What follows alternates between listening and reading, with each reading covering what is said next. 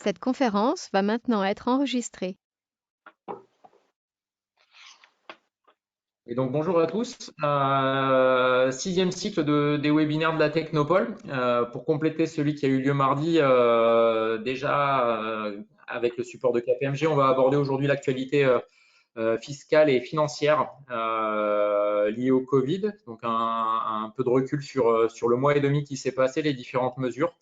On a la chance quand même d'être dans un pays où beaucoup de mesures ont été prises relativement rapidement par rapport à ce qui peut se faire ailleurs. Et du coup, l'idée, c'était de faire un petit éclairage avec KPMG qui est au cœur de cette activité, qui voit à la fois l'interface entreprise, l'interface banque au quotidien. Donc, ça sera une mise à jour avec les actualités très, très récentes. Donc, merci Gérard pour ce support. Nous, en deux mots, c'est l'activité de la Technopole qu'on a digitalisée un petit peu hein, à travers un format de webinaire. Donc, ça rejoint un petit peu notre volonté de pouvoir accompagner aussi bien les porteurs de projets que les jeunes entreprises et également les entreprises un peu plus consolidées. Habituellement, c'est en physique, une fois par mois. Ben, à travers ces webinaires, c'est un peu plus fréquemment.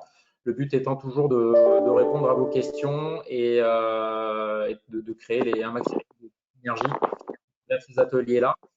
Donc, par rapport à l'atelier d'aujourd'hui, même règle que d'habitude, il faut que ça soit très interactif. Donc, beaucoup d'entre vous ont des questions, il y a beaucoup de dispositifs, donc beaucoup d'interrogations, des cas qui peuvent être particuliers. N'hésitez pas à remonter vos questions par le biais du chat et on les relaiera à Gérard. Et également, potentiellement, si c'est un peu plus technique, on pourra ouvrir certains micros si c'est nécessaire.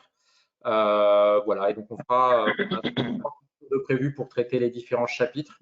Donc on avancera comme ça.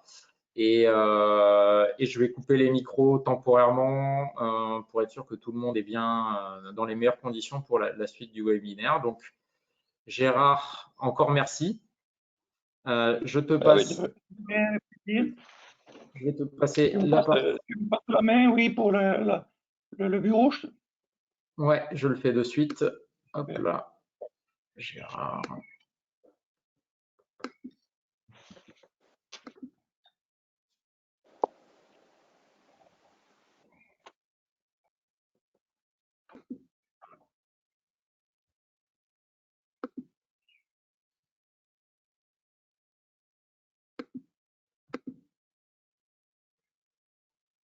Voilà, ton micro est ouvert, le mien aussi, les autres sont normalement tous coupés, donc je peux te laisser la parole et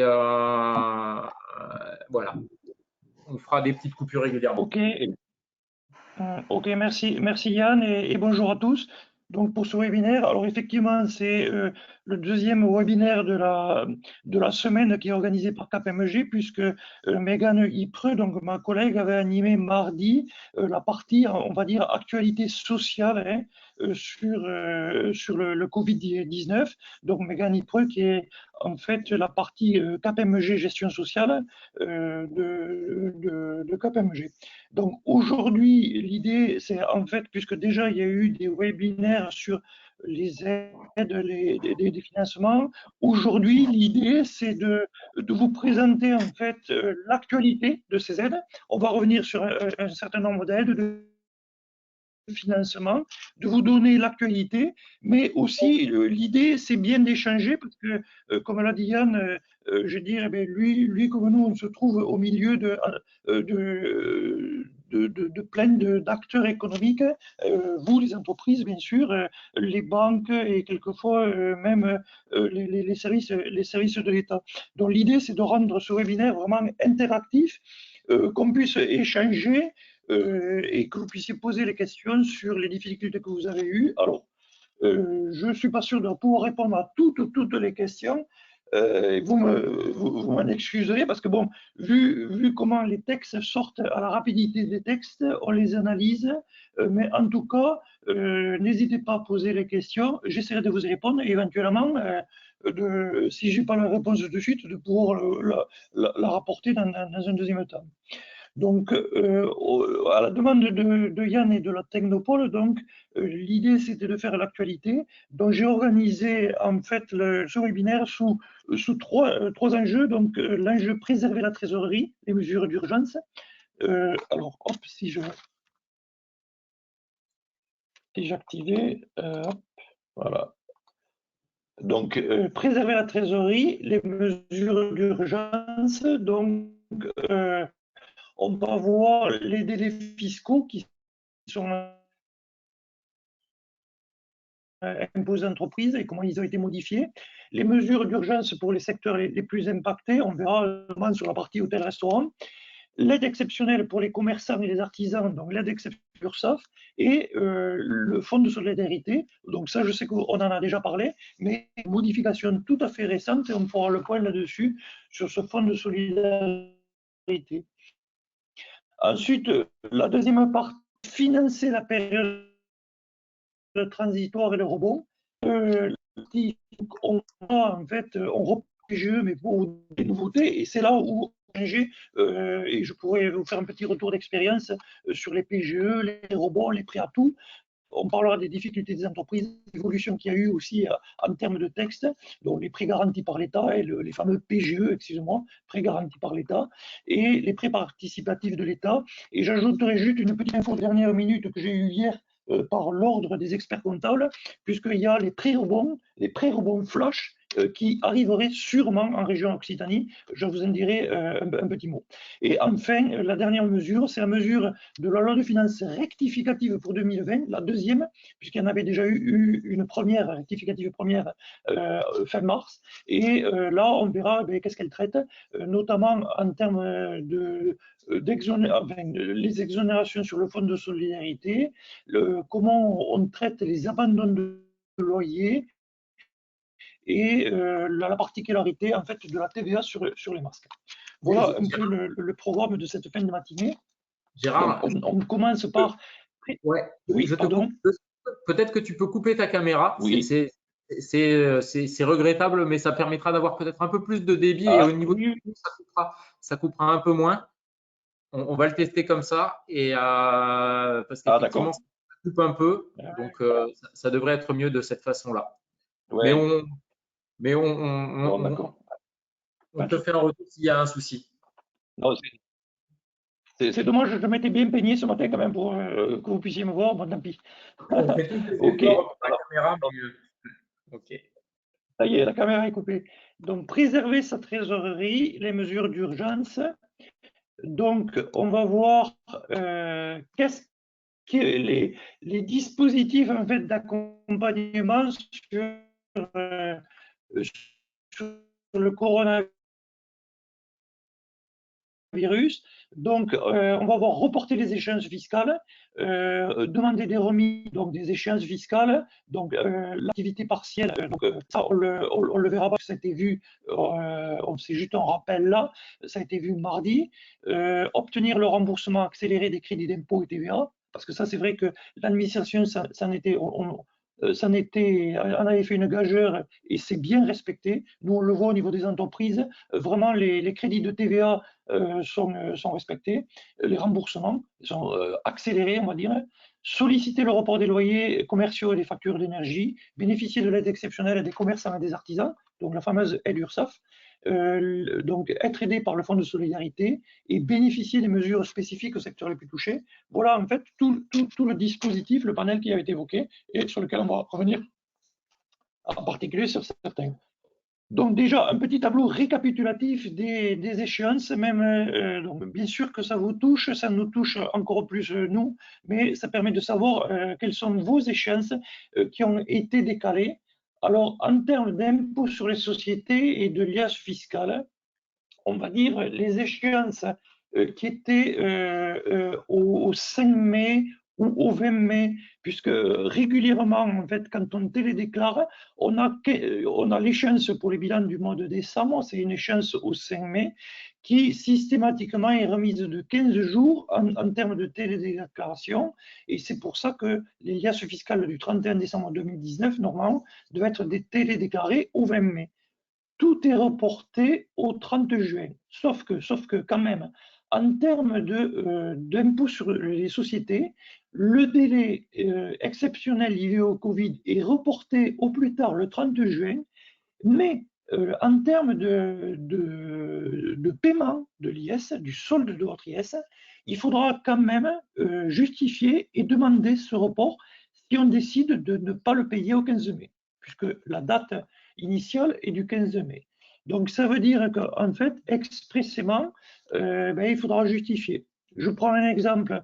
Aujourd'hui, moi, je liquide une société, une SCI à l'impôt sur les sociétés, dans laquelle, en fait, j'ai eu beaucoup de ventes de bâtiments cette année. Il n'y a aucune raison que je ne paye pas au 15 juin. Je n'ai pas une activité qui est impactée par le Covid-19. Et donc, je vais dire, il faut quand même que je respecte ce 15 mai.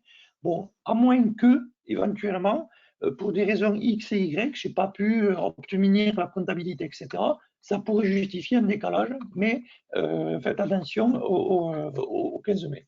J'en profite pour vous dire, vous voyez, impôt sur les sociétés, impôt sur le revenu, DSI, CVAE, on ne voit pas apparaître la TVA. Je le répète là peut-être, puisque ça vous a sûrement été dit, en termes de TVA, les délais doivent être respectés, d'accord? Les délais et les paiements doivent être respectés. Si jamais vous ne pouvez pas en termes de TVA payée, il faut vraiment écrire parce que les délais ne sont pas reportés systématiquement, les délais doivent être respectés. En matière d'impôt sur le revenu de l'année 2019 et l'IFI, vous voyez qu'on était au 12 juin, donc, et on était en fonction si vous voulez, du département, en fait, voilà, en fonction du département, on était 4, 8 et 11. Nous, le 81, on était sur le 11 juin. Donc là, ça reste sur le 11 juin. Les déclarations qui seront faites par les cabinets, dans la mesure où, par exemple, nous, on fait des déclarations de revenus, en fait, on restera également sur le 11 juin au soir pour les télédéclarations des impôts sur le revenu. Bon, en matière de DSI, donc de déclaration des revenus des indépendants, c'est poussé au 30 juin. Et en matière de CVAE, en fait, là aussi, je vais dire, c'est la date du 6 mai, hein, donc avant-hier, devait être respectée. Éventuellement, il faudra demander des délais, mais explicitement, il faudra faire un report de délai si on veut faire des reports de délai au 30 juin. Voilà un peu en termes de calendrier, hein, de report des échéances sur les calendriers. Donc, globalement, en fait, quand même des dates pour les 31-12 qui ont été reportées au 30 juin, mais faisons attention quand même sur CVAE et TVA-IS si on veut décaler, quelques précautions à prendre. Pour ça, Gérard, la démarche, c'est que chaque entreprise se rapproche de son expert comptable pour vraiment être sûr de ce qui est la bonne démarche. Ouais, voir la bonne démarche et surtout faire un petit courrier à l'administration fiscale pour expliquer que si on outrepasse le délai, pourquoi donner 3 explications. C'est pas besoin de faire 2 pages, mais donner 3 explications pourquoi et quel délai on prendra et pourquoi en fait on s'octroie des délais, puisque deux des délais ne sont pas systématiques. D'accord ? Alors, en matière de mesures de soutien spécifiques, donc là, ce sera essentiellement les mesures pour les restaurants, cafés, hôtels et les entreprises du tourisme, de l'événementiel. Donc, Franck, je suppose qu'en fonction de votre code APE, vous rentrez là-dedans, du sport et de la culture.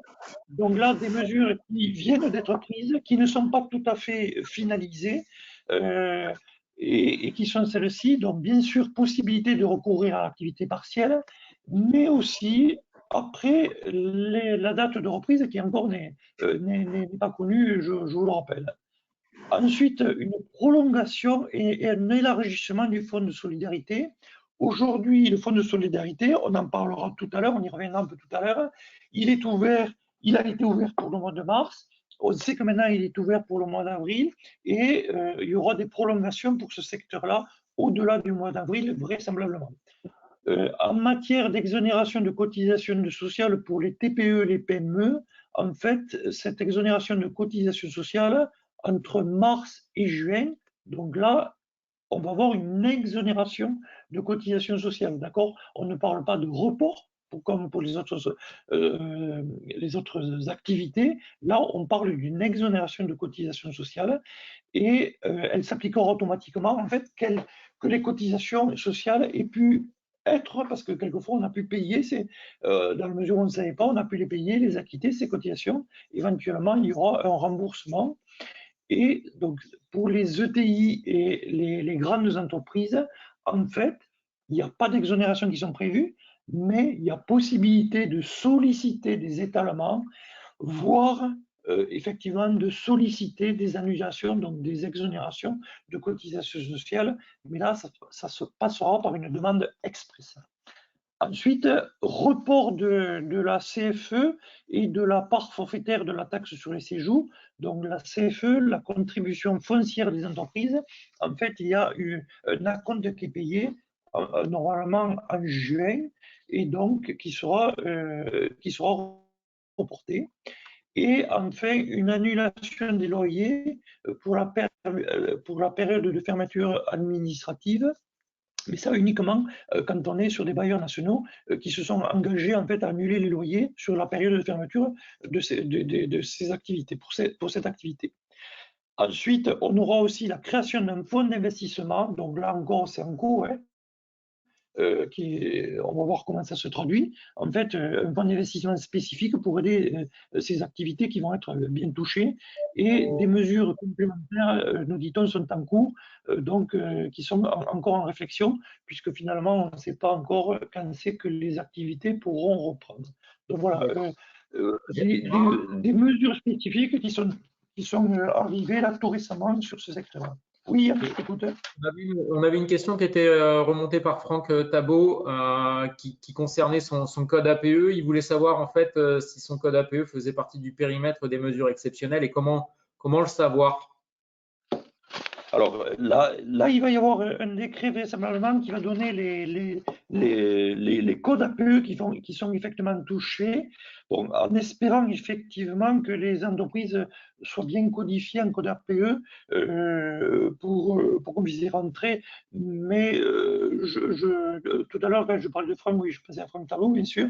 Je pense que l'événementiel, lui, il y rentre. Donc, mais on devra avoir un décret qui va nous fixer tous les codes APE. Hein. Ça, c'est clair. Là, pour l'instant, c'était un communiqué de presse qui datait du 24 avril. Hein. Ok. Si c'est clair, on peut poursuivre. Sinon, je vous laisse reprendre le micro si vous voulez compléter votre question. Hein. Ok. Alors, autrement, bon, on avance, mais si les questions arrivent, n'hésite pas, Franck, à m'interrompre, on peut revenir en arrière. En termes d'aide exceptionnelle, il y a aussi l'aide exceptionnelle des artisans et commerçants. Alors, vous allez voir de quoi ça retourne, sûrement vous en avez entendu parler. Alors, en fait, cette aide exceptionnelle, en fait, à quoi elle consiste? C'est une aide qui a été mise en place par les URSSAF et qui concerne, en fait, les artisans et les commerçants. Aujourd'hui, on se pose la question et les professions libérales sont montées au créneau et c'est en cours de réflexion pour voir si ça peut être élargi aux professions libérales. Donc, c'est une aide en fait qui est donnée par le Conseil de la protection, le CPSTI, le Conseil de la protection sociale des travailleurs indépendants, qui a pour but en fait de prendre en charge une partie des cotisations obligatoires des artisans et des commerçants. Donc cette aide peut aller jusqu'à 1 250 €. Donc elle est exonérée, on en reparlera aussi, on verra tout à l'heure pour le fonds de solidarité. Cette aide est exonérée d'impôts et de cotisations sociales. Ça, c'est important. Donc il y aura un retraitement fiscal et social de cette aide. Elle est cumulable avec le fonds de solidarité dont on fera quelques rappels tout à l'heure. Et en fait, les conditions, elles ne sont pas grandes. C'est relever du régime complémentaire des indépendants, hein, donc avant le RSI, maintenant les URSSAF, être en activité au 15 mars 2020 et être immatriculé au registre du commerce et de l'industrie avant le 1er janvier 2020. Et en fait, très simple pour cette aide, il n'y a rien à faire. Et d'ailleurs, vous avez dû voir des virements, puisque au titre du mois de mars, les virements sont arrivés. Aucune démarche, versée automatiquement par les URSSAF. Là, c'est arrivé en fin avril. Par contre, ce n'est pas forcément 1250, c'est le maximum. Donc, en fonction des cotisations que vous avez payées, vous avez un prorata qui a été attribué et c'est tombé pour le mois de mars. Voilà pour cette aide. Excusez-moi, j'avais passé mon montre. Voilà pour cette aide exceptionnelle donc, en faveur des artisans et commerçants et peut-être une extension vers les professions libérales. Donc, encore une fois, pas de démarche hein, et vérifiez, normalement, vous devez l'avoir, si les artisans et commerçants l'ont touché là, il y a quelques jours à peine. Hein. Donc, ensuite, on va faire, toujours dans le cadre de préserver la trésorerie, les mesures d'urgence qui ont été prises, on fait un petit retour sur le fonds de solidarité, juste pour vous donner en fait les modifications qui ont été adoptées. Alors, ce fonds de solidarité, en fait, il comporte deux volets. Hein. Donc, premier volet, une aide de 1 500 €, donc, qui correspond en fait à une perte de chiffre d'affaires. Donc, pour en bénéficier, que ce soit au titre du mois de mars, et ça a été étendu au mois d'avril, il y avait quelques conditions, on va y revenir. Et à côté de cette aide de 1 500 €, une aide complémentaire. Bon, pour y avoir droit à cette aide complémentaire, il faut déjà avoir droit à la première aide, donc rentrer dans les conditions de la première aide. Et en fait, l'aide complémentaire, elle est entre 2 000 et 5 000 €, donc en fonction du montant. Alors, il y a une formule magique là, du solde négatif. Donc, on prend l'actif disponible, j'enlève les dettes exigibles, auxquelles j'ai rajouté les charges fixes, les loyers compris, et je retire ça du chiffre d'affaires. Une petite formule, donc en fonction de cette formule et en fonction du chiffre d'affaires de l'entreprise, j'ai droit à une aide de 2 000, 3 500 ou 5 000 €. Pour avoir quand même accès à cette aide, il faut qu'on ait demandé un PGE et qui ait été refusé. D'accord? Donc, c'est en fait une aide qui vient si vraiment on n'a pas pu se faire aider par les banques. Alors, pour le premier volet, alors pour le mois de mars, il fallait demander cette aide avant le 30 avril, mais a priori, le portail n'est pas encore fermé pour le mois de mars. Et pour le mois d'avril, eh bien, il faudra demander cette aide donc avant le 31 mai et dans la mesure où on est sur les conditions qu'on va voir dans le slide suivant. Et pour le deuxième volet de l'aide, donc l'aide entre 2 000 et 5 000 €, c'est via un portail. La première aide, c'était via le portail impôt.gouv, mais l'impôt.gouv du dirigeant, l'impôt.gouv personnel du dirigeant, même si l'aide est une aide attribuée à l'entreprise, et ça passe par le impôt.gouv du dirigeant, mais on demande de donner le RIB de l'entreprise. Et c'est bloquant. Hein. Et par contre, le deuxième volet de l'aide, c'est via une plateforme qui est gérée par la région. Alors, juste un petit rappel des conditions. En fait, il fallait soit que les entreprises, en fait, il fallait que le chiffre des entreprises soit inférieur à 1 million d'euros et que l'effectif soit inférieur ou égal à 10 salariés, d'accord? Et ensuite, en termes de chiffre d'affaires, il fallait que soit l'entreprise rentre dans une interdiction d'accueil du public, donc ça veut dire que l'entreprise ait été fermée hein, au 12 mars, ou qu'on ait eu une baisse de chiffre d'affaires autant sur le mois d'avril que sur le mois de mai de 50%. D'accord? Et une baisse de chiffre d'affaires, je vous le rappelle, au début c'était 70%, et puis assez rapidement ça a été descendu à 52%. Alors les nouveautés maintenant, ce sont celles-ci. En termes, la troisième condition, finalement, il y avait une condition de chiffre d'affaires d'effectifs, deuxième condition par rapport à la baisse du chiffre d'affaires, et aussi la troisième condition, c'est il fallait que le bénéfice de l'entreprise, en fait, augmenté des sommes versées aux dirigeants, soit était inférieur ou égal à 60 000 euros. D'accord? Et au mois de mars, c'était versé aux dirigeants 60 000 euros à l'ensemble des dirigeants. Au mois d'avril, c'est 60 000 euros par dirigeant. On va avoir une explication sur le slide. Et je vais vous donner aussi une explication par rapport encore à une dernière modification. Et petite parenthèse, en termes de dirigeant, il fallait que le dirigeant aussi n'ait pas de contrat de travail, à moins qu'on soit dans une SASU, donc une SAS avec un actionnaire unique. Il fallait pas que le dirigeant touche une pension de retraite, hein, par exemple dans le cadre d'un cumul emploi-retraite, et il ne fallait pas que le dirigeant ait touché plus de 800 euros d'indemnité journalière de la sécurité sociale au cours du mois de mars, au cours du mois d'avril. OK. Alors ensuite, la petite modification qu'il y avait, vous le voyez, c'est qu'au mois de mars, les 60 000 euros, c'était tous les dirigeants, tandis qu'au mois d'avril, c'est 60 000 euros par dirigeant. Et donc, 60 000 euros. Au résultat, j'ajoutais la rémunération et les charges sociales déduites au niveau du compte de résultat pour le TNS. Alors, finalement, les charges sociales n'ont pas à être déduites. Et c'est pas neutre. C'est pas neutre. Et ça, dès le mois de mars. Mais l'information, on l'a eu le 29 avril, alors que la demande devait être déposée avant le 30 avril. Donc nous, on a le dernier jour, là, le 30 avril, on a fait déposer des demandes puisque on n'en était pas certain là qu'il ne fallait pas déduire les charges sociales. Donc par mesure de précaution, a priori, ça tiendrait.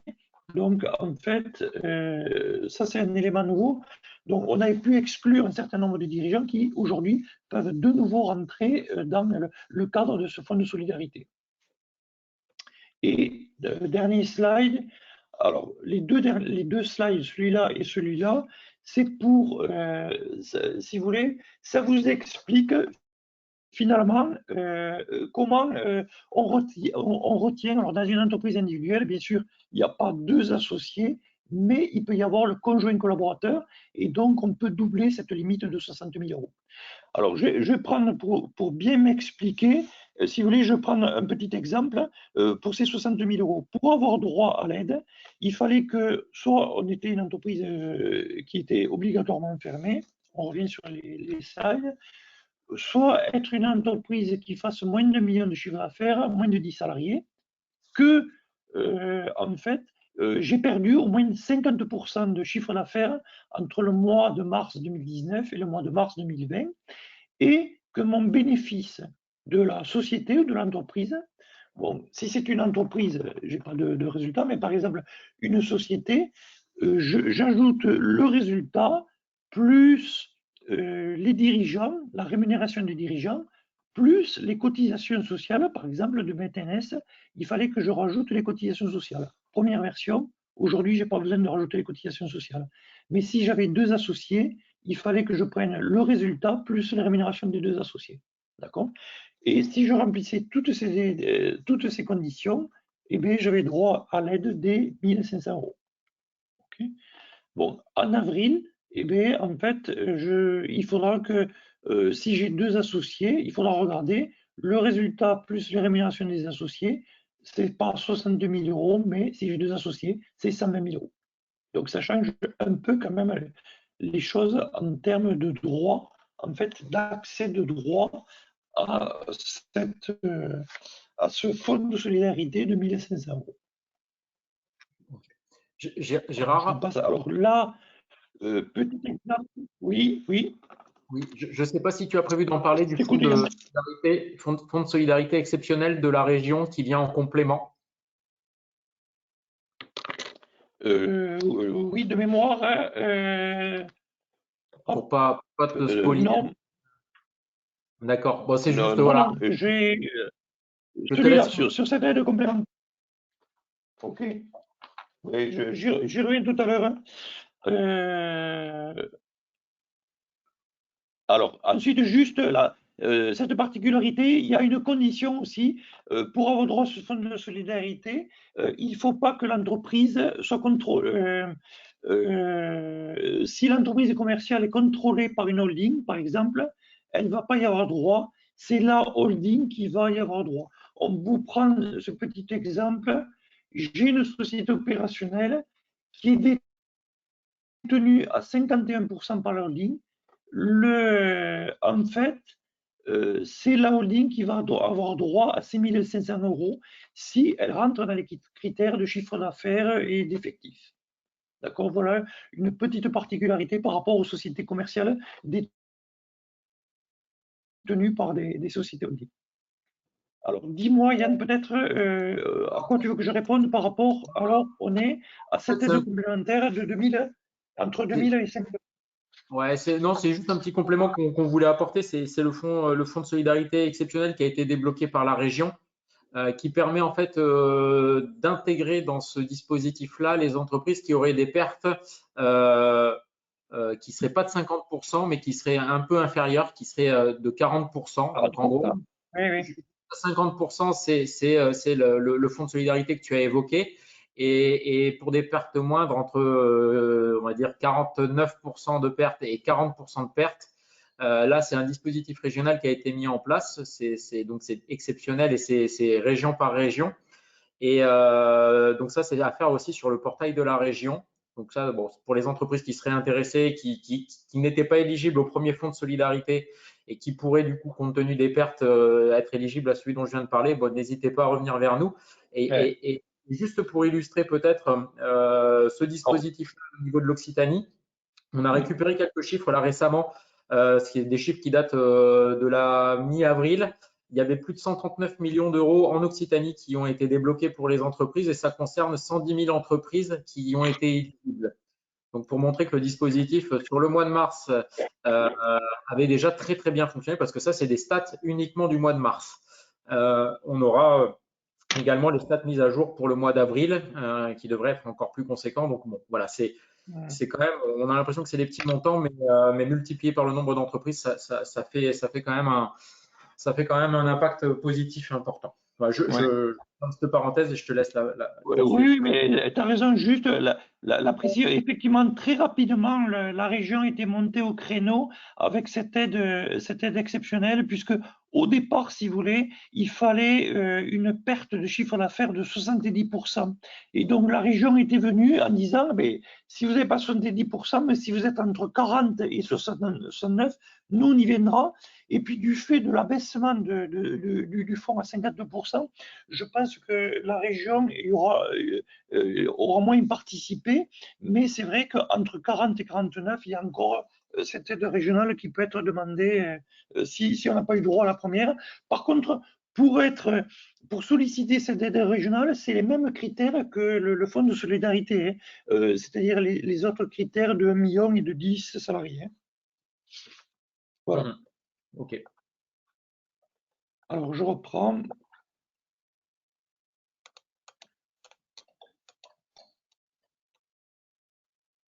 Alors, en termes, on est toujours sur ce fonds de solidarité, mais les petites particularités adaptées pour les professionnels de la restauration, des cafés, de l'hôtellerie et du tourisme. Donc, ce fonds de solidarité, aujourd'hui, a été ouvert pour toutes les entreprises pour mars et avril. On sait aujourd'hui que pour l'hôtellerie, ça ira au-delà du mois de mai. Puisqu'elles ne seront pas ouvertes. Et en plus, les conditions en fait sont élargies. Ce n'est plus un seuil de 10 salariés, mais on monte jusqu'à 20 salariés.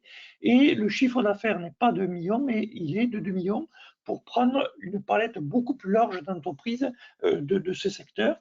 Et en fait, le plafond de l'aide complémentaire, hein, l'aide complémentaire qui est entre 2 000 et 5 000 euros pour les autres entreprises, là, le plafond de l'aide complémentaire pour ces entreprises-là sera porté à 10 000 euros. Donc, d'avoir un effort supplémentaire pour ces entreprises qui seront quand même impactées beaucoup plus, puisqu'aujourd'hui, on ne sait pas encore quand c'est qu'elles pourront rouvrir. Voilà. Donc, à partir de là, on attaquera le deuxième volet. Hein. Après, préserver la trésorerie et les mesures d'urgence. Donc, je vous en ai donné les différentes actualités. Là, on va rentrer sur, en fait, financer la période transitoire et les rebonds. Donc, on va voir les entreprises en difficulté et puis tout ce qui tourne autour des prêts octroyés. Et on va voir les petites nouveautés à ce niveau-là. Ouais, petite parenthèse juste pour conclure sur la partie trésorerie. Nous, on a eu des exemples aussi d'entreprises qui ont aussi négocié avec leurs fournisseurs et leurs clients pour récupérer des créances clients plus rapidement ou fait appel également à la BPI pour financer des créances clients et donc récupérer de la trésorerie. Donc, c'est toute une chaîne, hein, en fait. C'est du fournisseur à vous-même, à vos clients qu'il faut être en mesure de négocier et de pas fragiliser la chaîne. Donc, ça, c'est un point important qu'on a pu nous constater. Et on sait aussi que au niveau de la BPI, les mobilisations de créances clients sont finançables dans certaines conditions également. Donc, si vous avez des clients qui ne peuvent pas payer de suite ou avec un décalage de trésor, c'est faisable. Donc, à réfléchir. Et on a aussi vu en termes de trésor la possibilité pour certaines entreprises. Alors, je sais qu'il y en a certaines qui sont un peu innovantes dans celles qui sont présentes au téléphone ou au webinaire. La possibilité aussi d'anticiper la demande de crédit d'impôt recherche et innovation. Pareil, ça fait partie des petits leviers. Alors, on dit petits leviers, mais dès qu'on fait un peu de crédit d'impôt recherche, on sait que ça peut vite être des sommes conséquentes. Et potentiellement, ça, c'est des mécanismes qu'on a constatés qui ont été accélérés. Ouais. C'est vrai que tu fais bien de le signaler, Yann. Ce qui est important, c'est que la trésorerie, donc finalement le besoin en fonds de roulement dans les entreprises, en fait, aujourd'hui, des mesures ont été prises pour en fait financer la trésorerie. Donc, il n'est pas normal qu'un client en fait vous demande, entre guillemets, des délais de paiement, alors que finalement, pour ça, il a pu avoir recours en fait à des prêts bancaires cautionnés par la BPI et donc par l'État. Donc l'idée, c'est de bien surveiller effectivement les créances clients pour que vous n'ayez pas en sus de mauvaises surprises un peu là-dessus. Bon, après, on sait comment c'est. Il y a des entreprises qui n'ont pas pu avoir de PGE, on l'a vu, hein, et donc il y a toujours des cas par cas, mais c'est vrai qu'en règle générale, nous, le conseil qu'on donne aux entreprises, c'est dans cette période de vraiment surveiller en fait leur délai client et pas forcément, je vais dire, effectivement d'être allé négocier des délais fournisseurs, mais de voir en fait si j'ai besoin de trésorerie, d'aller chercher plutôt avec les mesures que l'on va voir à l'instant, plutôt que de faire une chaîne, de décaler une chaîne. Comme tu disais, Yann, tout à fait. Donc, en fait, là, un petit focus, parce que la situation des entreprises en difficulté, il y a beaucoup d'allers-retours et tout n'est pas classé. Si vous voulez, aujourd'hui, en fait, au niveau de l'entreprise en difficulté, il y a eu le décret du 30 mars qui disait, en fait, on ne peut pas aller chercher le fonds de solidarité, par exemple. Il fallait qu'on n'ait pas eu de cessation de paiement déclarée au 1er mars, ou il ne fallait pas être en difficulté au 31 décembre 2019.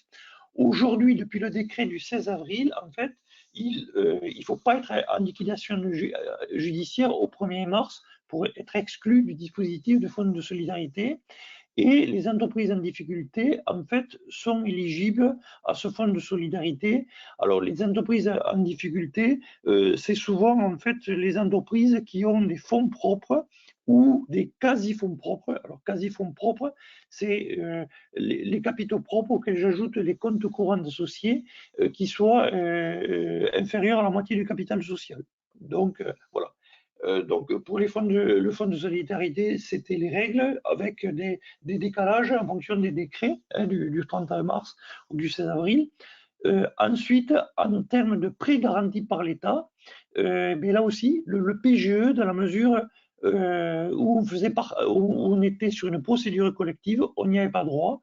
Et là, la loi de finances rectificative deuxième, donc du 25 février, en fait, permet de revenir un peu sur cette notion de difficulté et de l'étendre, mais tout n'est pas réglé. Aujourd'hui, ce qui est sûr, moi j'ai eu le cas dans la mesure où j'ai des capitaux propres qui sont inférieurs à la moitié du capital social, les banques ne veulent pas aller sur le PGE et donc et puis c'est elles qui sont décideuses, donc voilà, on n'a pas droit à la parole, quoi. Hein. Et ensuite, voilà, une petite nouveauté, bon, qui est en fait l'ouverture, la possibilité d'ouvrir le PGE aux entreprises, en fait, aux partenaires qui font du crowdlending, donc qui prêtent, si vous voulez, qui ne sont pas des organismes financiers, mais qui peuvent prêter à des particuliers. Donc, possibilité d'ouvrir aussi les PGE. Donc, ces entreprises pourront maintenant faire des PGE. Bon, je pense que ça va être quand même marginal, mais je voulais profiter en fait de ce slide pour qu'on reparle du PGE et surtout qu'on échange là-dessus, que je puisse vous faire un peu un retour d'expérience par rapport au PGE et peut-être aux difficultés que vous avez eues sur le PGE. Donc, les PGE prêts garantis par l'État, en fait, qu'est-ce que c'est? C'est l'État qui permet en fait à l'entreprise d'aller voir le banquier et pour lui demander un prêt qui va être garanti par la BPI.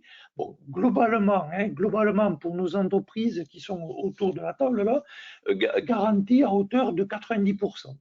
Et ce PGE, en fait, il ne peut pas être supérieur à 25% du chiffre d'affaires de 2019.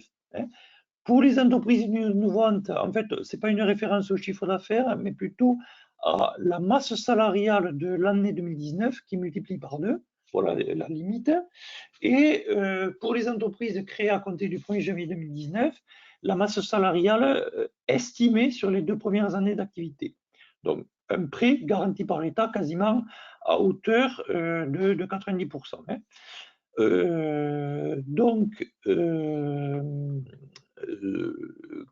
par rapport à ça, donc le PGE, donc prêt garanti par l'État, c'était en fait de dire je vais voir ma banque pour lui demander de m'octroyer un prêt garanti par la BPI. Dès l'instant où j'ai le premier accord de la banque, je vais sur le site de la BPI, ouvrir un dossier, leur dire quelle est la banque et pour qu'eux sachent quel financement ils auront à garantir. Donc ça, c'est un prêt PGE simple. À côté de ça, on a le prêt à tout, ou si vous voulez, la même chose en termes de conditions, mais là, c'est la BPI qui va venir un pour un avec la banque. C'est-à-dire qu'en fait, la banque vous prête 100 000 euros, la BPI va venir non seulement en garantie à 90%, mais va pouvoir aussi venir à hauteur de 100 000 euros. D'accord? Et ensuite, il existait aussi le prêt rebond. Le prêt rebond, alors, qui vient d'être juste, prendre une note. Alors, le prêt rebond qui était en fait la même chose, mais destiné, si vous voulez, sur des sommes, sur des prêts entre 50 et 300 000 euros. D'accord? Et où la BPI venait effectivement un pour un avec la banque vous prêter. Et la particularité du prêt rebond, c'est que éventuellement, si vous aviez financé il y a quelques mois un investissement, la BPI pouvait considérer que la banque peut-être ne voulait pas vous prêter maintenant pour votre besoin en fonds de roulement Et la BPI dit, OK, mais moi, je viens quand même, je vais considérer que ce que la banque vous a prêté il y a 3 mois, c'est le 1 et moi, je viens vous prêter pour le 1 complémentaire. Donc là, on était sur des prêts entre 50 et 300 000 euros. Oui, petite parenthèse, le PGE ne peut que financer les problèmes de trésorerie liés aux besoins de fonds de roulement. Le PGE ne peut absolument pas financer un investissement. Je referme la parenthèse, mais c'était quand même important. Et aujourd'hui, alors, ce n'est pas encore créé en région Occitanie. J'ai eu l'information avant-hier de par l'ordre des experts comptables. Certaines régions ont créé en collaboration avec l'ordre et l'État le pré-rebond flash, c'est-à-dire en fait un engagement, en fait, c'est le pré-rebond, sauf qu'il va être accéléré. C'est pour des montants, ça concerne la TPE, entre des prêts entre 10 et 50 KE, en fait, qui sont remboursables sur 7 ans avec 2 ans de différé, alors que le PGE n'a qu'un an de différé. Le taux est de 0, toujours pas de sécurité prise et aucun frais de dossier. Dans la mesure où vous avez un expert comptable, que vous voulez un prêt entre 10 et 50 KE, il y a une procédure qui est très rapide pour qu'on vous débloque sous 5 jours, en fait, les 10 ou 50 KE avec ce que je disais, donc un prêt qui va être remboursable sur 7 ans avec 2 ans de différé et un taux à 0%. D'accord ? Alors aujourd'hui, ce pré-rebond flash n'existe pas en région Occitanie. Il a été juste ouvert en région Rhône-Alpes et en région Île-de-France, mais a priori, on suit l'actualité à ce niveau-là. Il pourrait être ouvert en Occitanie. Il pourrait être ouvert en Occitanie. Alors, Gérard, je peux compléter peut-être, et puis j'ai une question aussi à te poser. Par rapport au prêt à tout, donc tu disais que c'était un prêt qui était opéré par la BPI. Moi, alors ça c'est clair. Je sais aussi que je crois qu'il a été très consommé et je suis pas sûr qu'il reste beaucoup de fonds dans ce prêt-là. Oui, alors effectivement, c'est les échos qu'on a eus, oui. Et pourtant, moi, j'avoue que j'ai pas beaucoup d'entreprises qui l'ont utilisé, mais c'est un peu les remontées qui commencent à y avoir. Ouais. Après, pour le pré-rebond, en termes de chiffres sur l'Occitanie, c'est plus de 35 millions de dossiers enfin 35 millions d'euros en termes de dossiers en cours d'études. Donc, c'est un dispositif qui marche très bien. Le taux zéro, effectivement, c'est parfait pour les entreprises dans le contexte actuel. L'articulation avec le PGE, elle est importante. Le PGE en lui-même, si on prend quelques chiffres, le taux d'accord, il est autour de 92%. Donc, il peut y avoir des refus, mais c'est quand même pas la majorité. Au contraire, hein, je pense que les banques et la BPI jouent bien le jeu par rapport à ça. Ça, c'est des chiffres qui sont assez récents. Et en Occitanie, c'est plus de 2 milliards d'euros qui ont été débloqués à travers ce PGE pour plus de 17 000 entreprises. Donc, ça, voilà un peu les chiffres. Ce que j'avais comme question, moi, Gérard, c'est qu'est-ce que tu peux conseiller à une entreprise qui, sur les 3, 4, 6 prochains mois, a la trésor et qui pourrait être tenté de se dire non, mais je ne suis pas forcément en situation de demander ce prêt, il m'est pas nécessaire. Alors, on a eu le cas, puisque bon, on a été contacté par un nombre de clients. Alors, il faut faire l'analyse. Si vous sentez que vous n'avez pas besoin de ce prêt, bon, c'est qu'un prêt, c'est pas une subvention. Donc, tout ça, c'est un prêt, il faudra le rembourser. Donc, si on voit qu'on n'en a pas besoin, bon, c'est pas la peine d'aller solliciter le prêt. Ce qu'il faut se dire, c'est que ce prêt-là, le prêt PGE, il est ouvert jusqu'au 31 décembre 2020. Donc, c'est pas parce qu'aujourd'hui, vous ne le voyez pas, vous n'en avez pas besoin, vous considérez que vous n'en avez pas besoin et vous ne le sollicitez pas, que demain, vous ne pourrez pas aller le solliciter. Ça, c'est la première chose. Et puis, moi, j'ai eu le cas, récemment, un de mes clients qui est en fait un garagiste qui, au début, on a fait le point, il me dit non, j'ai pas j'ai pas forcément besoin de trésorerie. Pour l'instant, je suis bien, etc. On discute. Bon, il me dit. Et hier, je vais le voir. Il me dit, Gérard, bon, compte tenu du contexte aujourd'hui, du retard que j'ai pris, finalement, je veux développer une activité là. Je vais aller vers un peu plus de VO. Donc, ça veut dire que j'aurais besoin d'un peu de trésorerie. Et puis, je dis, on y va. On y était parlé hier. Mais aujourd'hui, on va aller solliciter le PGE pour pouvoir démarrer cette activité. Et je vais dire, au bout d'un an, on fera le point. Si effectivement, et ça lui a permis de trouver de la marge, eh bien, le PGE, on le remboursera au bout d'un an, puisque je vous rappelle, le PGE, pendant un an, on ne rembourse rien. Au bout d'un an, on fait le point avec le banquier de dire, eh bien, je vous rembourse de suite ou je vous rembourse dans un délai de 5 ans maximum. D'accord?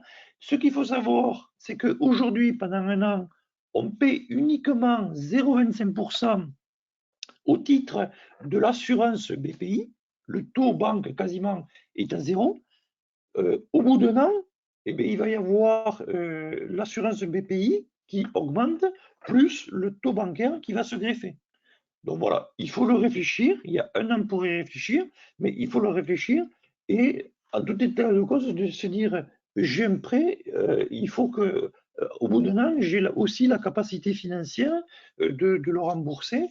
Mais voilà, aujourd'hui, on ne se précipite pas. Moi, j'ai demandé des PGE dans les entreprises sur la base de prévisionnels arrêt d'activité en avril et jusqu'à mi-mai. On a demandé une enveloppe au titre du PGE que l'on a eu, mais je ne suis pas arrivé au montant maximum des 25%. Donc, le mois prochain, si j'ai besoin, si je vois que l'activité, elle n'a pas repris en mai, mais qu'en juin, peut-être on demandera une enveloppe complémentaire du PGE. Quoi. Combien de temps il faut pour monter une demande et obtenir l'argent concrètement pour une entreprise? Alors, c'est très variable. Je suis désolé, je vais vous faire une réponse de Normand, mais on voit de tout. Moi, j'avoue que je suis espanté. Pourtant, vous avez vu, j'ai les cheveux gris et j'ai un peu d'expérience, mais en fonction des banques, on a eu des choses complètement différentes. C'est-à-dire, nous, on a dû monter des prévisionnels avec l'explication sur des prévisionnels tant d'exploitation que de trésorerie. Bon, c'est vrai que j'ai sollicité pour des entreprises des PGE de 1,5 million, 1,1 million, 600 000 euros, mais aussi, quelquefois, on a eu besoin quasiment de rien, de juste donner au banquier quels étaient le montant de nos charges fixes par mois ou à l'année, et en fait de répondre à quelques questions, et ça s'est ouvert assez rapidement. La banque, en fonction du conseiller de la connaissance qu'il a de votre entreprise, peut faire simple. Ce qu'il faut savoir, c'est que c'est vraiment la banque qui décide et la BPI suit. Donc, le dossier est examiné par la banque et après, c'est la BPI qui fonce. Mais c'est vrai qu'en règle générale, ça peut aller très vite. Moi, j'ai eu des PGE qui se sont débloqués après examen sous 5 jours. Mais en règle générale, c'est rapide. Hein. En règle générale, c'est rapide. C'est entre 5 jours, 15 jours. D'accord. Ok, donc toujours pour continuer sur la partie financement, les prêts garantis par l'État, donc ça c'est une nouveauté.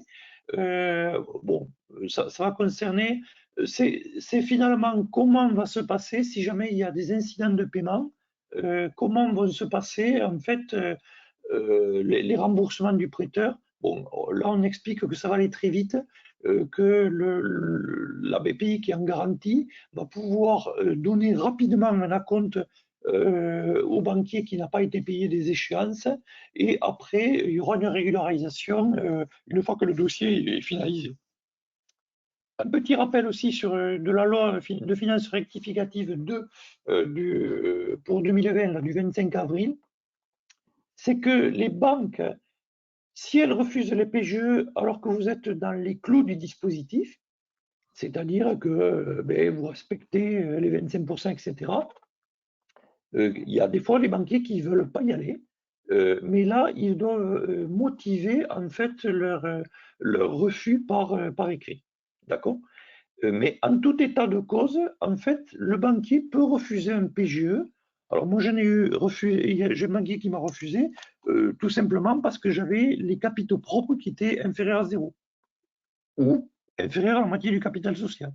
D'accord? Bon là, c'est une exclusion, bien qu'aujourd'hui, on est en train d'y revenir un peu, mais un banquier aussi peut considérer que vous n'allez pas avoir la capacité contributive à rembourser le prêt et peut vous refuser le prêt. Et Oui, il y a donc, une, il doit il y vous a le une signifier. hein. Pardon? En fait, c'est pas ce prêt-là, c'est pas un droit. Il est quand Ah même non. inscrit et il est analysé. Donc, il y a une évaluation qui est Ah, peut-être raccourcie, facilitée, mais malgré tout, il y a quand même un examen de chaque demande, hein. oui, oui, oui. Moi, j'ai le cas d'un dirigeant qui est pas bien coté. C'est une entreprise, c'est un prospect là, et le dirigeant n'est pas bien coté, le dirigeant actuel n'est pas bien coté, et la banque refuse tout prêt. Parce que bon, j'imagine qu'il y a il y a eu des antécédents et donc aujourd'hui, voilà, c'est un refus. Donc ça a été signifié par écrit effectivement à la société. Gérard, je compléterai. Là, on a parlé de trois prêts. Donc, ça reste de la dette, hein, même si c'est de la dette dans des conditions qui est plutôt favorable vu le contexte. Il y a un dispositif qui est sorti il y a une quinzaine de jours, porté par la région, qui lui se repose sur de la subvention et qui est dans la continuité des dispositifs d'aide aux entreprises dans leur phase de développement, qui s'appelle le Pass Rebond.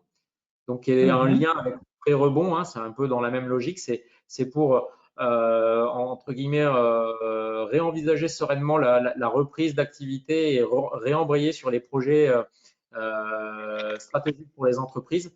Donc, c'est de la subvention qui peut aller entre 50 et 70% d'un montant de dépenses défini, dans la limite de 200 000 euros de subvention.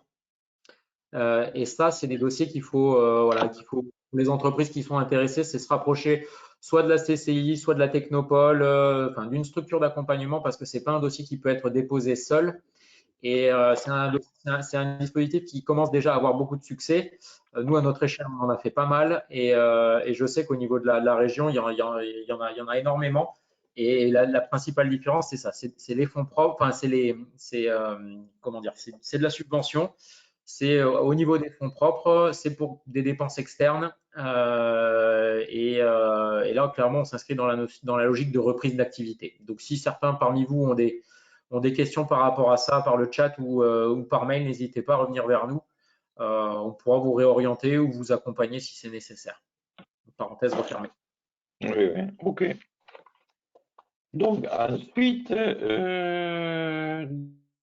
hop, le slide suivant. Et effectivement, quelquefois, dans la mesure où il y a eu des refus de banque, on pourra, pour les entreprises qui ont été fragilisées, on pourra essayer de passer non pas par des emprunts dits bancaires, mais par en fait des prêts participatifs, donc des financeurs qui vont pouvoir venir en termes de frais participatifs et pour en fait renforcer un peu les fonds propres des entreprises.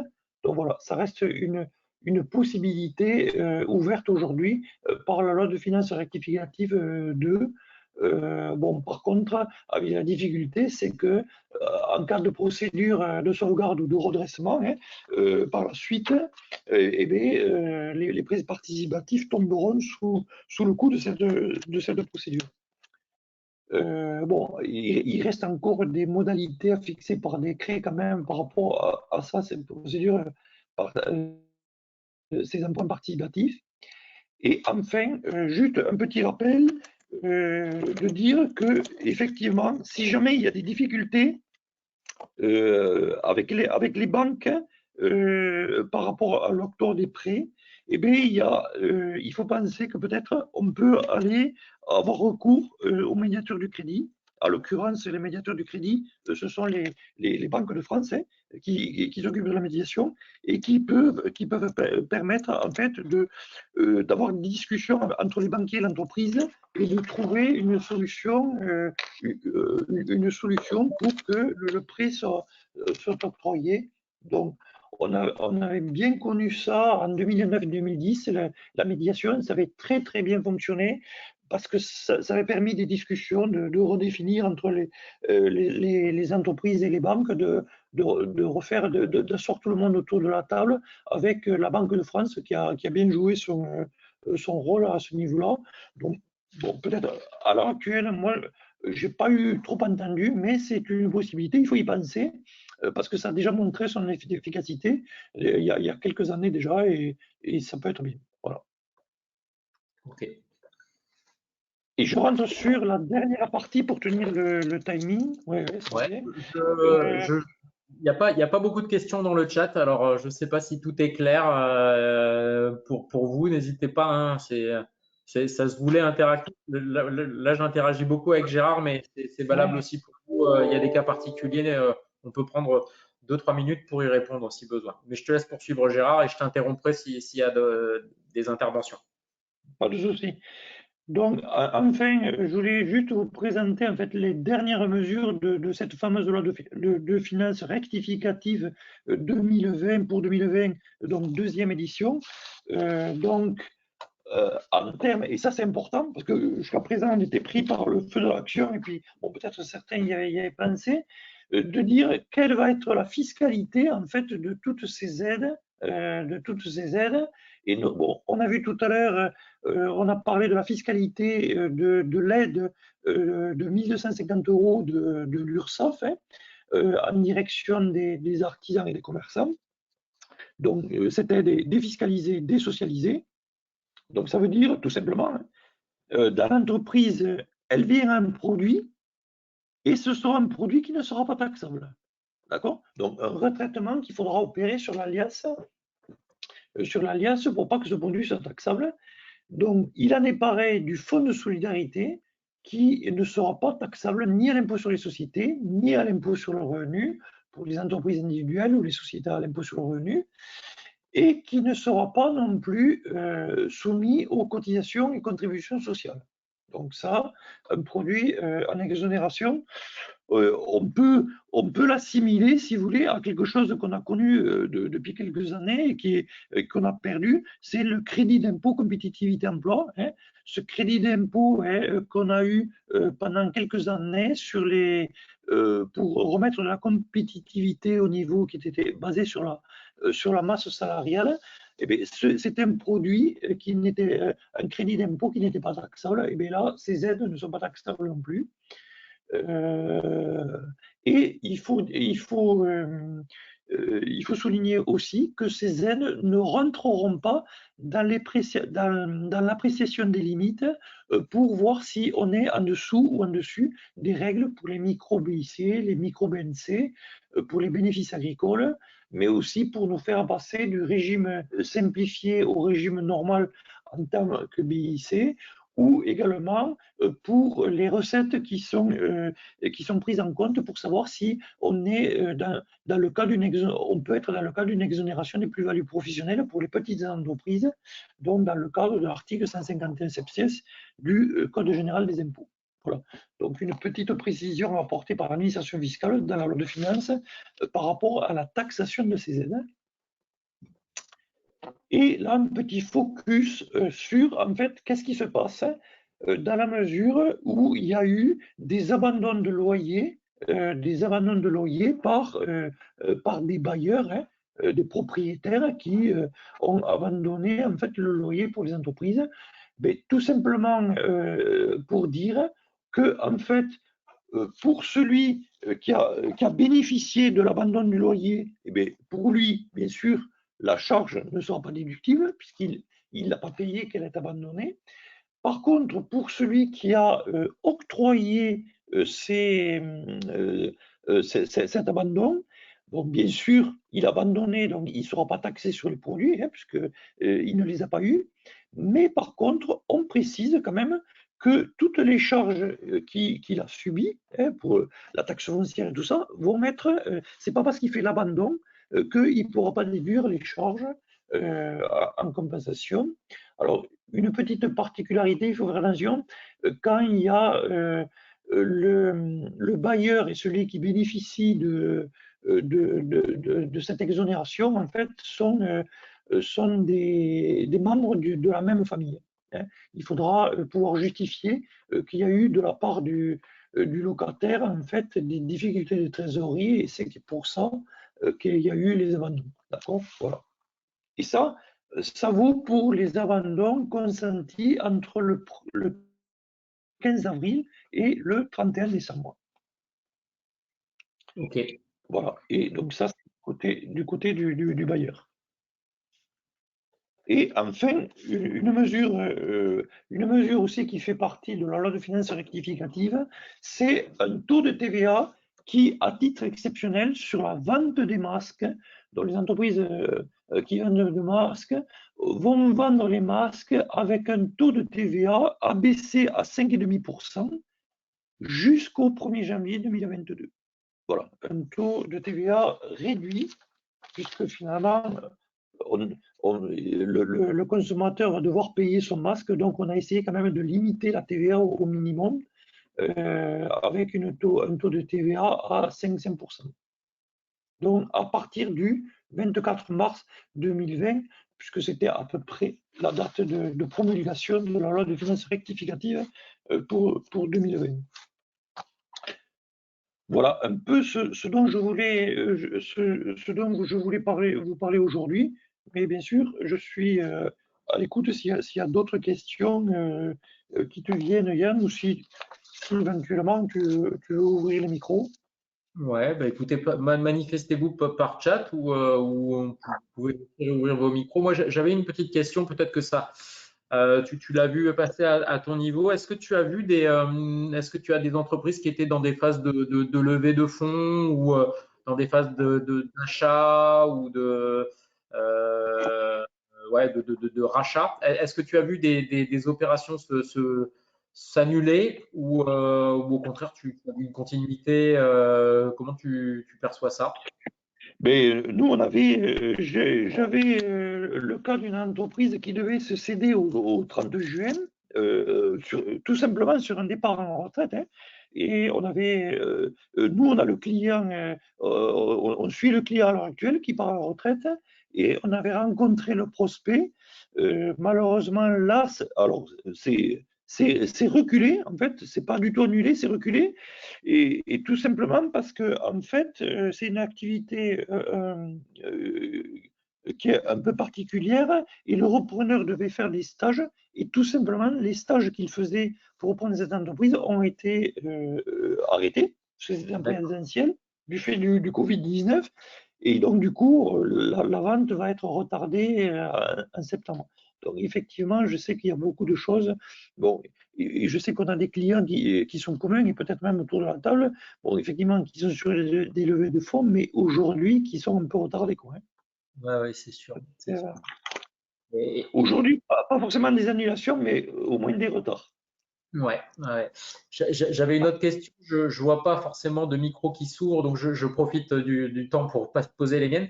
Là, aujourd'hui, votre principale sollicitation en tant qu'expert comptable, c'est sur quel type d'action auprès des entreprises? Est-ce que c'est du conseil? Est-ce que c'est de la révision de prévisionnel? Sur quoi vous êtes le plus mobilisé? Mais on a été beaucoup mobilisé sur les aides, on va dire, sur tout le mois de mars, de savoir quelles aides on pouvait solliciter et pour qui. Donc, on est toujours sollicité puisque les aides sont reconduites avec des modifications. Donc, quelquefois, ce qu'on n'a pas pu avoir au mois de mars, on pourra l'avoir au mois d'avril. Donc, ça, c'est quelque chose qui nous occupe pas mal.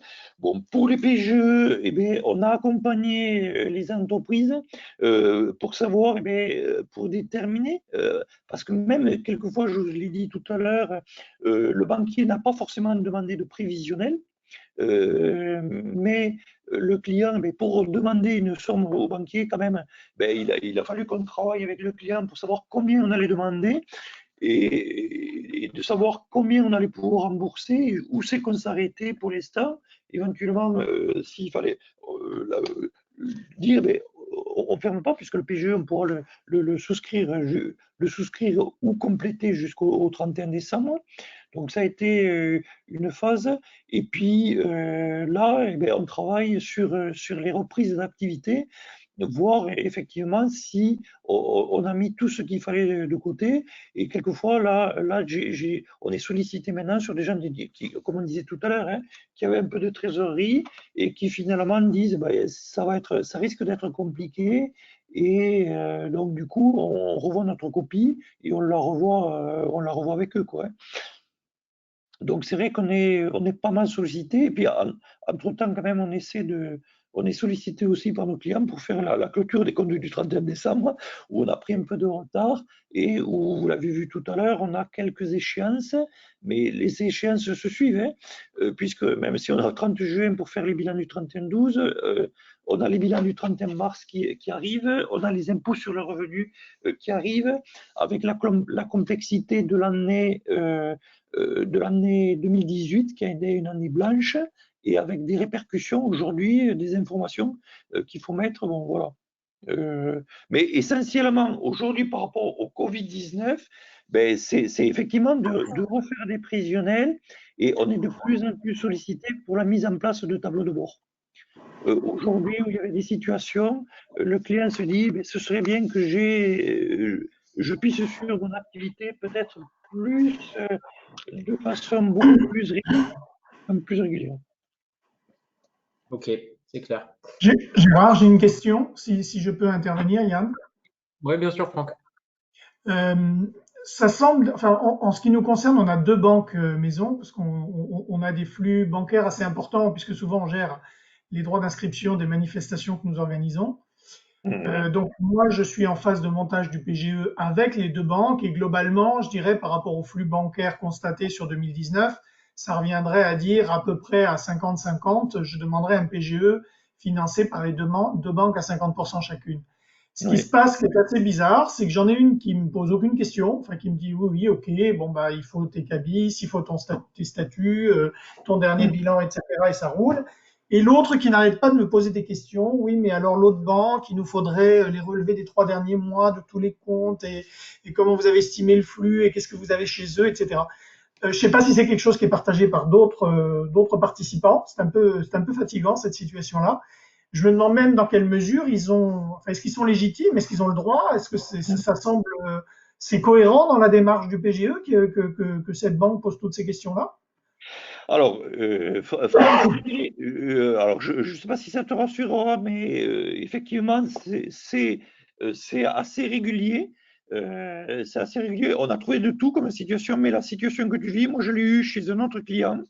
C'est toute la problématique de comment est gérée la banque, la relation que tu peux avoir avec le banquier, et c'est légitime parce que finalement, on leur a laissé la légitimité de dire oui ou non. Bon, par contre, je pense que même s'il y en a une qui est plus tatillonne que l'autre, elle va être emportée parce que si déjà une t'a donné le feu vert, l'autre va avoir du mal à dire non. Et puis au final, si jamais ça se passe mal, ça veut dire qu'il y a le recours à la médiation. Parce que, mais c'est vrai que on l'a retrouvé assez souvent, les demandes des banques ne sont pas du tout les mêmes d'une banque à l'autre. Ça, c'est clair. Ça, c'est clair. Et c'est eux qui prennent le risque. Alors, le risque sur 10%, on est bien d'accord. Oui. Mais c'est eux qui prennent le risque. Donc, c'est vrai qu'on leur a donné, c'est eux qui doivent, qui formalisent le oui ou le non. Et, bon, et après, voilà, c'est la discussion. Mais alors, je ne sais pas si tu as eu l'occasion, mais de dire, voilà, je vous attends à vous. L'autre banque m'a déjà donné son feu vert. En principe, ça les booste un peu quand même. Et est-ce que oui, c'est ça. est-ce que la BPI, qui intervient après les deux banques, fait aussi une analyse, elle, ou elle est juste là pour amener un numéro donner un numéro d'enregistrement au dossier, et ne refait pas à son tour une évaluation du dossier? Tu sais comment ça marche, Gérard? Oui. A priori, ce qui a toujours été dit et ce qu'on a vécu, c'est que dans la mesure où les banques ont dit oui, la BPI suit. J'ai un contre-exemple. J'ai encore reçu de Mathieu là, un mail juste avant de prendre la réunion.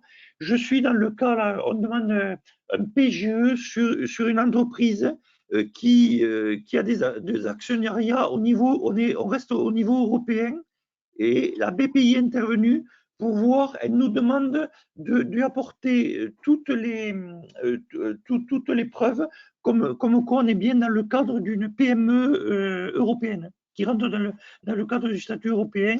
Donc, en fait, avec les trois seuils, là, les 250 000 euros, le capital détenu à 75% au moins, de façon directe ou indirecte, par des personnes physiques.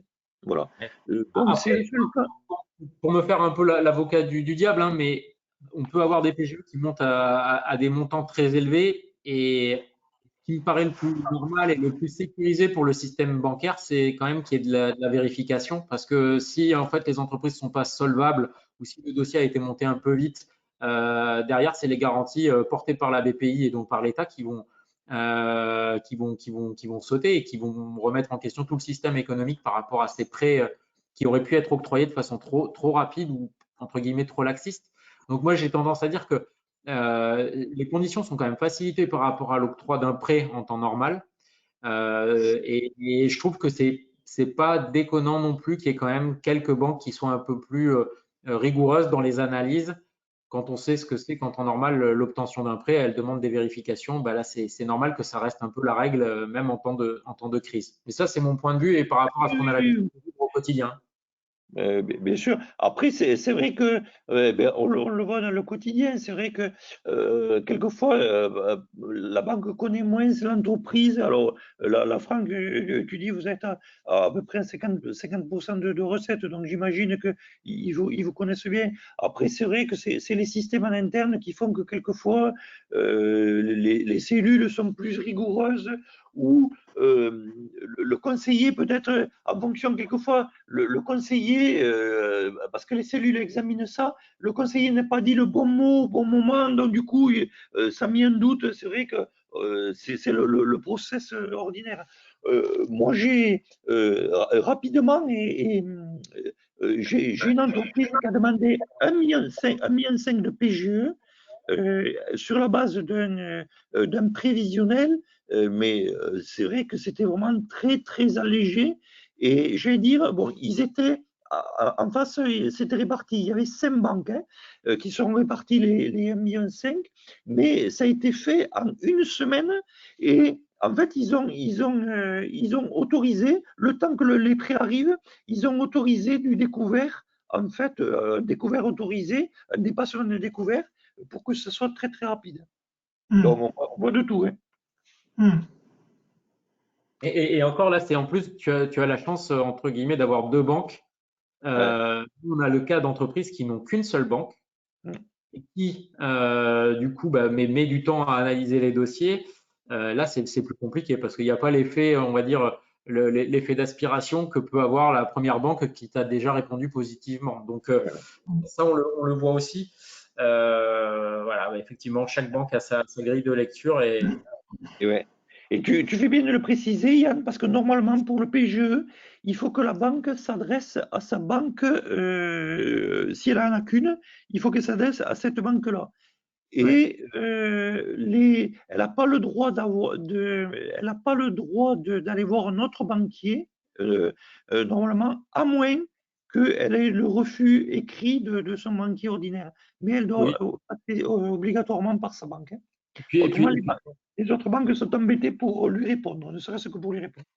Ouais, et puis les banques, dans cette période actuelle, elles se consacrent principalement à leurs clients historiques et pas forcément à l'acquisition de nouveaux clients. On l'a vu aussi. Oui, donc, aujourd'hui, changer de banque pour espérer avoir un PGE, c'est un pari. Hein. C'est loin d'être gagné. Attendez, parce que là, j'ai l'impression qu'il y a quelque chose que j'avais pas forcément suivi. Ce que tu viens de dire, Gérard, est important. C'est-à-dire, moi, j'ai pas fait cette démarche dans ce sens-là, puisque j'en étais resté sur l'information que, justement, quand on avait deux banques, il valait mieux demander un PGE en fonction des flux. C'est bien le sujet de ma question. Ah oui, oui, Et oui. effectivement, bon, et donc là, ce que tu dis, c'est que j'aurais dû faire, parce qu'il y a effectivement l'une des banques qui est notre banque historique qui nous suit depuis 30 ans. L'autre, on travaille avec elle quand même depuis 15 ans. Donc, c'est pas non plus, on n'a pas changé de banque il y a 3 mois. Mais globalement, j'étais parti effectivement sur le fait que la démarche, c'était de contacter les deux banques. Et honnêtement, je pensais aussi que ça avait un intérêt par rapport à la phase 2, c'est-à-dire celle après le moratoire d'un an, lorsqu'il va être question de transformer une partie de ces avances en dette à long terme, hein, parce que faut voir aussi ça quand même, hein, c'est qu'on prépare un peu l'avenir. Je me disais que c'était plutôt pas mal d'avoir quand même aussi un élément entre guillemets de compétition interne entre les deux banques pour faire des arbitrages aussi un peu en fonction de ça. Mais là, ce que tu dis, c'est que la démarche est censée être d'abord vers la banque historique. Ah non, non, non, non, non, non, Franck. Non Je vais dire, j'ai mal compris. c'est juste quand tu as qu'une seule banque. Ah, d'accord. Ok. Dans ton cas-là, je partage tout à fait l'optique que tu as fait. Il fallait aller voir les deux banques en fonction des flux. Et moi, le client en question qui avait 5 banques au début, il me dit, bon, je vais aller voir une. Moi, je lui dis, parce au début, on était même parti sur un prêt à tout, où il y avait un partage. Il me dit, je vais aller voir qu'une seule banque. Moi, je lui dis, si j'étais vous, j'irais voir les 5 banques parce que je crois que c'est important, je suis complètement de ton avis, d'engager en proportion des recettes tous les banquiers qui sont dans la place. Oui, ça me semble logique. Uniquement, quand il n'y a qu'une seule banque, il faut aller voir cette banque-là. Tu ne peux pas aller voir une banque que tu n'as pas. D'accord. Voilà. Oui, oui, non, non, la démarche est tout à fait logique. Hein. Ok. Écoutez, je pense que c'était très clair. Je vois pas de questions dans le chat, donc je pense qu'on va pouvoir conclure avec ça. Franck, peut-être qu'il y avait d'autres questions que tu voulais évoquer ou sinon on peut remercier Gérard pour sa présentation. Non, je veux pas monopoliser la parole. Je suis désolé. J'ai trouvé ça très intéressant. Je vous remercie beaucoup parce qu'effectivement dans cette phase qui est un petit peu, alors nous dans le domaine de l'événementiel et plus particulièrement dans l'organisation de congrès, ce qui est très particulier, c'est que je me suis pas précipité sur tous ces dispositifs parce que pour carte blanche, les mois de mars et avril ont été des mois où on a fait des chiffres d'affaires comparables à l'année dernière, dans la mesure où on a soldé beaucoup des manifestations de fin d'année. C'est-à-dire que la chute de chiffre d'affaires chez moi, elle va commencer à partir de mai. Mais en mars-avril, je peux absolument pas prétendre par rapport à 2019 d'une perte de 50-70%. Par contre, je l'anticipe sur les mois qui viennent. Donc c'est vrai que toute la partie des mesures exceptionnelles que Gérard a présentées pour le domaine de l'événementiel, et c'est pour ça que je veux vraiment m'assurer que mon code AFE en fasse partie, je vais être typiquement dans cette situation que connaîtront beaucoup d'agences et d'organisateurs professionnels de congrès. J'échange pas mal avec mes concurrents partout en France à ce sujet, parce qu'effectivement, nous, les chutes de chiffre d'affaires, elles vont arriver maintenant.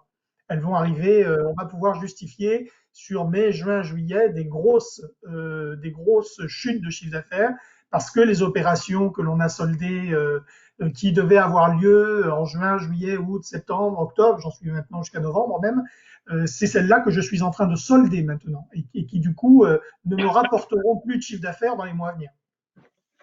Ok. Et ouais, c'est clair, c'est clair.